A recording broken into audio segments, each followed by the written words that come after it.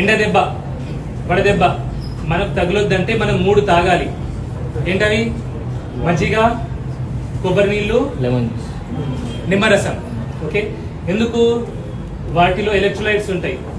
Okay, lemon జ్యూస్లో అయితే vitamin C ఉంటుంది. దానివల్ల ఏమైతుంది? బాడీ హైడ్రేట్ అవుతుంది, కూల్ ఉంటుంది. ఎండ దెబ్బ వడదెబ్బ మనకు తగలదు. మరి ఈ ఎండలో మనకు వడదెబ్బ తగలాలి. ఓకే, హీట్ స్ట్రోక్ మనకు తగలాలంటే మనం ఏం తాగాలి? షుగరీ డ్రింక్స్, అంటే ఈ cool drinks, okay, soft drinks, energy drinks, duplicate fruit juices.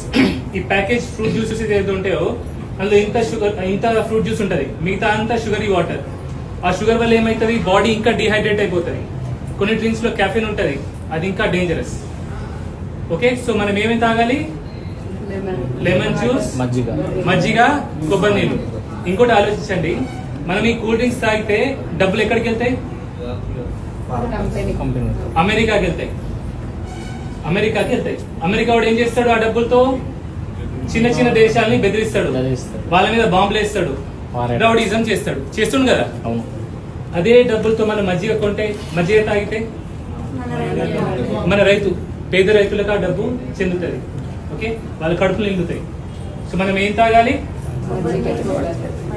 So రౌడీకి డబ్బులు ఇస్తారా, రైతుకి డబ్బులు ఇస్తారా? ఇండియాకి డబ్బులు ఇస్తారా, అమెరికాకి డబ్బులు ఇస్తారా? ఇండియా అన్నారు కాబట్టి మీ అందరికి నా తరఫున మజ్జిగ ఫ్రీ.